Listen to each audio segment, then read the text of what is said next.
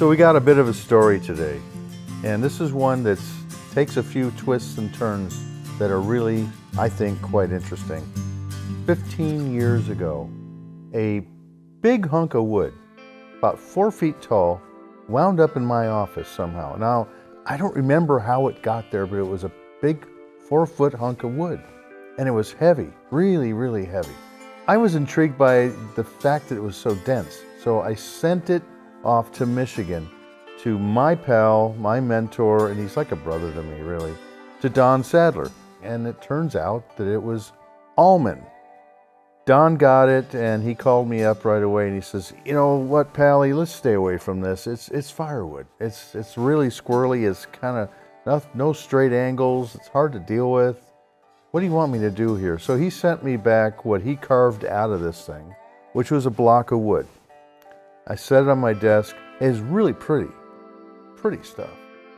And when somebody says, stay away from it, poo-poo, no, enough times, you have a tendency to move on. But it stayed on my desk. About 15 years passes, and in those 15 years, all of our lives have gone so many directions. My wife, Esther, and I, we were going to the same restaurant for about 7 years, Claudine's Place. It was called Cafe 14, and she had to close it up. It was time for the place to close, and all of us were very sad. It turns out, she said, "You know what? You could start going to Francesco's. It's a place called Osteria Orto." And she says, "It's right in the Lindero Country Club." So we investigated, and Francesco is this guy that is so Italian. He's such a wonderful man. And you walk in, it's like kiss, big hug, and half speaking Italian, half speaking English, but come on, Giovanni, siete qui, and so you sit down, and I'm the guy. I like to sit at the bar, like a little Italian bar, and so you can engage with the bartender and see how his life's going. And what I do is I select my seat when I go to a new place, and there it is, and I just don't detract from it. And so Francesco is one of these really engaging, wonderful people, and agnolati to die for at this place. So a few months back, we're going in, and Francesco, kiss, a big hug. Come on, Giovanni, Esther, sit over here, So I go to sit in my chair, and there's a guy in my chair. And, Esther kind of grabs my arm. She goes, "Come on now," because she knows how I am. And I probably should see a professional person over this. I don't know. But it's just, I let stuff like that get to me. And so I sit down next to this guy. And he's a nice person, I'm sure, but he's in my chair. We're having our dinner, and I'm sitting there. I'm just pouting like a child. I let stupid stuff bother me. Anyway, and he introduces himself. His name's Jonathan Zeely. And he's a nice guy. Now we're shaking hands, but he's still in my chair. Anyway, so time goes by, and I said, Esther and I just came back from Europe not long ago, and he says, "Doing what?" And I said, "Well, buying exotic woods and going to a trade show," which was the Frankfurt Music Messe. And he goes, "Wow, so you build furniture?" I go, No. I build instruments, primarily drums. And he goes, "Wow." So he said, "I'd love to see your factory." So I said, "Great." So we arranged a trip. The old business card swap deal. Then he starts showing me pictures on his phone of his wife. She's in Florence, Italy, and she's with my daughter. They're having, mother-daughter trip. They come from a real traditional family. They're farmers. I said, "Really? Farmers where?" "Well, up north, just northwest of Sacramento. A little town called Arbuckle." Arbuckle, sounds interesting. He says, "Yeah, they've got this place called T&P Farm." I said, "Well, what do they farm?" "Almond." So suddenly, Jonathan's gonna be my best friend now. And we start to talk, and he says, the correct pronunciation. I said, "Almond," because I learned that a long time ago. It's Almond, north of Sacramento. South down here in Southern California, it's Almond. So for the sake of, we'll switch back and forth from Almond to Almond today. And he says, "Yeah, they farm 30,000 acres of almond. I said, really? And so it turns out, he says, you want me to be your source for that wood? And I go, this is getting really, really good. So bam, off we go. Jonathan's wife's name is Laura, but I'm gonna meet Perry, Tom, and Nick, and they're all the Charter family. And they're really mired into this community there. And it's a little place, Arbuckle. If you blink, you might miss it.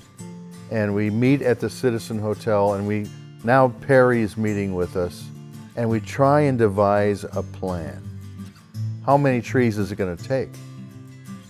70 to get maybe 50 snare drums and about 50, drum sets that we can sell. And the whole idea here, which I'm liking, and I hope you will understand this. We want to do this seasonally. I want to do this when they're taking these certain orchards down, because don't forget, they got the youngsters, teenagers, millennials, and then the old timers like me. So it's time, when you stop giving it, it's time for you to go. Well, that's when we'll go in and select some trees. Yeah, no, we're just finished winding down the harvest. So they're standing there. Yeah, can pick and choose. Feels good doing something with the trees, to make them live longer, for sure. So. Well, I mean, they deserve that, right? Yeah, oh yeah, no, they've been producing for 30 years. They've been taking care of you for a while. Yeah. They give everything to us. Let's give something back. Yeah, I agree. So. I'd feel really good if we could cut a few down anyway. Just to take a look. No, that wouldn't be a problem at all. Is the big machine in that huge building working? Yeah, oh yeah, putting It out is. almonds right now, so. Harvest time. Yeah, Let's celebrate California. yeah, we need it, yeah. We do need it. So, Perry, No, thank you for look forward to having it, us. Yeah. So we're up there, and it's like, when you get over to Arbuckle, it's kind of in the middle of nowhere, but it's beautiful. Orchards everywhere, as far as the eye can see. On one side of the road, there's these little tiny guys, little ones, as far as your eye can see. Across the road, there's teenagers just getting their stuff together. And down the road, there's millennials that are exploding with almonds. And then further down, there are the elderly ones. Those are the ones that I needed to see. Now, another little tidbit here. Those little trees don't like to root very well, so they graft them with peach. Very interesting, because when you ever see one of these trees down at the bottom, it gets all kind of squirrely and interesting, and that's where they graft peach. And they also do some plum. So, they're in the business of almond or almond production.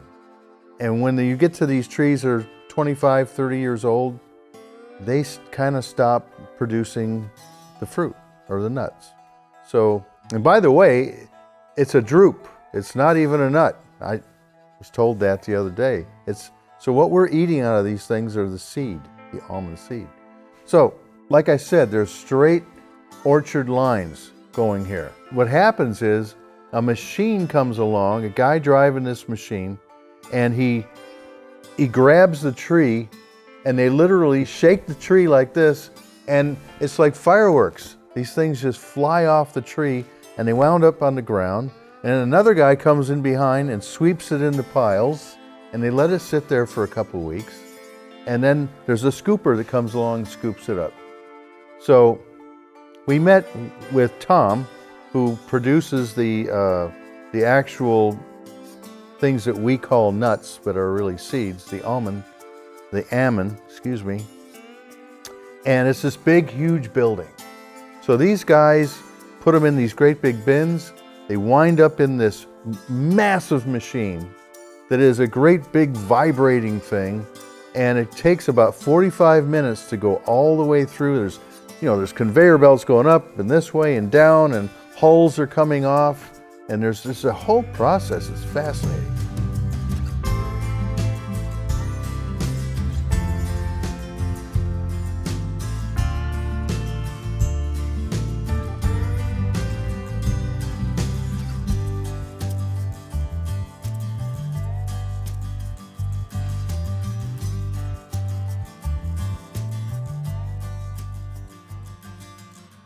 But what you wind up with is this perfect thing that we all love, and it's fantastic to eat. You know, think of all the things that are done with almond almond. Anyway, so then we went out and we had the whole day to go and select trees. And Perry was so kind to walk with us, and we tagged some trees. It's a lot harder than it would seem, because with Don Sadler there, he was getting picky because he's the guy who's going to wind up cutting this stuff. And he said, look, we can't have something that's bent this way. We can't have stuff that's twisted that way. We can't have knots on the side. Can't have holes in the bottom. And he had some of his guys come and cut them. These, the pieces that we can use are only 30, maybe 35 inches tall. And we try and get them as big around as we can get them. But, there's all kinds of squirrely, Harry Potter looking, strange tree shapes there. But it's gorgeous, it's gorgeous, it's gorgeous. So we cut them down because what they're gonna do is mow all this, this acreage down and start over. So you start with the little guys again. So we spent a really hot, long day, and it gets pretty warm up there. It was about 106 that day. And we got about, 15 trees, something like that. And it was time for us to go. And Perry said to me, says, John, let me handle the rest. And Perry, one of the nicest guys you ever want to meet. So anyway, he and his guys got the rest of them a couple days later. Don Sadler said you got to put wax on the end, put them on a pallet, and shrink wrap them, and off it went. Now this stuff is heavy. 6 little sections on a pallet is 1,100 pounds. I mean, this is heavy, dense wood. And we wound up with 13,300 pounds, 12 pallets, 67 trunks, let's call them trunks, and they went to Ohio. They boil it.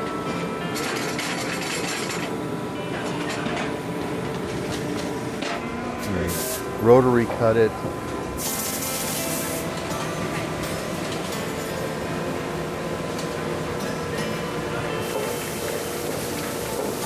And what you wind up with is that. And they were thrilled because these people say we can cut anything, but they've never cut almond in their lives. And they've been in business since the early 1900s. And Don Sadler said, you know what, Pally, that's never been done, eh? That's the way he is, So it became a kind of a cool project for all of us. And certainly there's never been drums made out of it. Here we got the material back at DW and we start putting this all together. And now, how do we wind up with a really long piece for the core? Well, we were going to make VLT drums. That was the plan all along.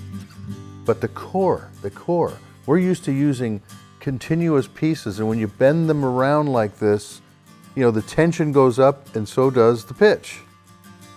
But we didn't have pieces that long.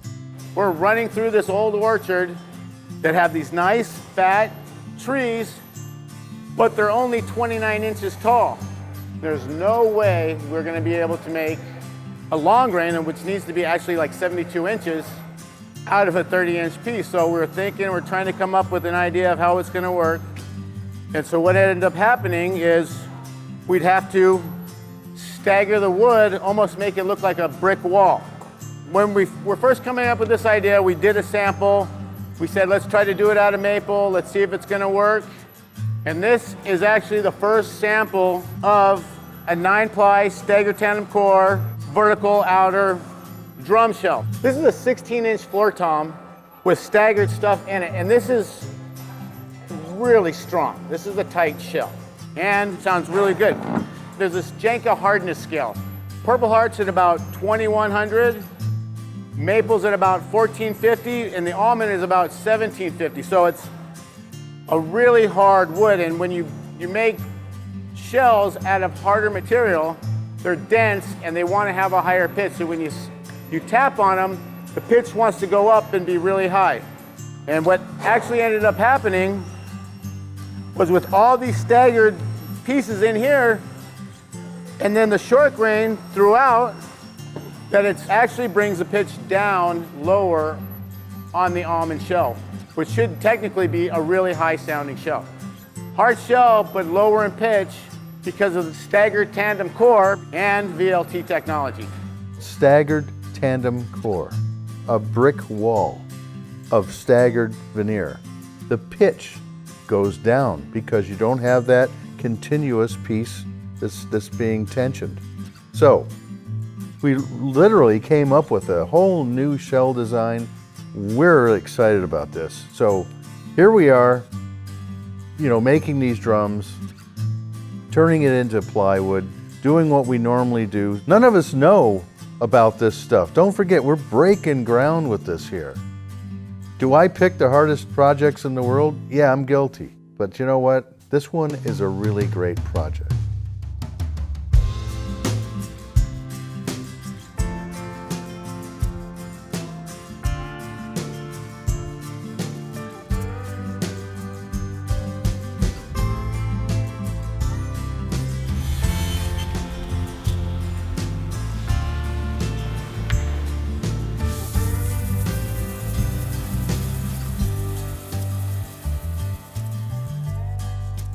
Louis looks at me and he says, what kind of finish we want to put on this?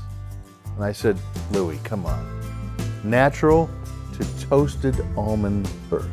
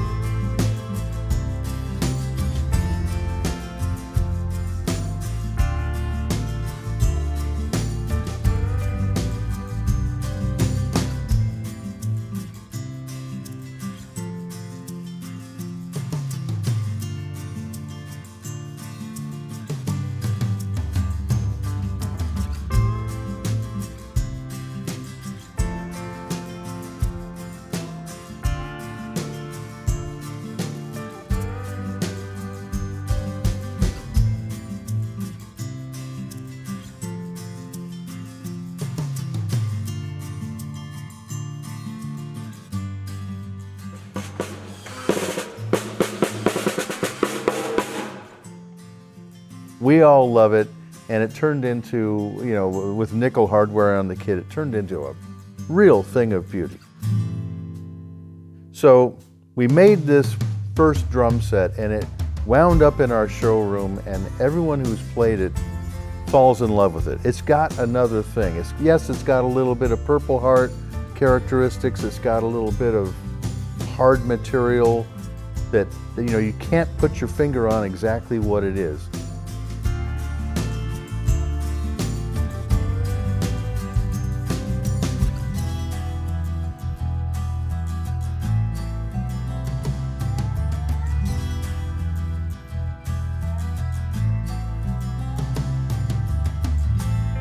We put the AA smooth heads on there, and man, oh man, this drum kit, it's got a personality. It's really got a thing.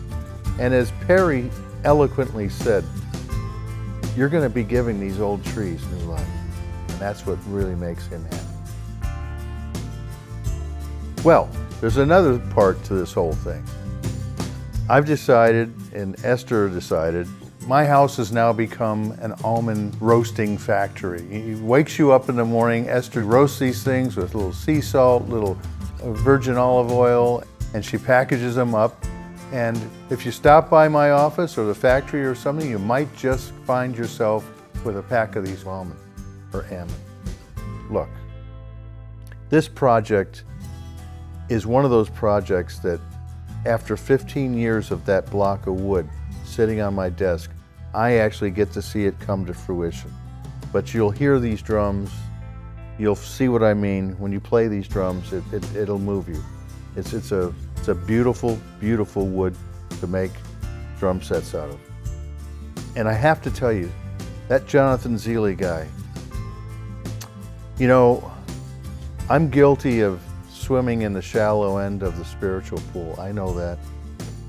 But there was a reason that guy was in my chair.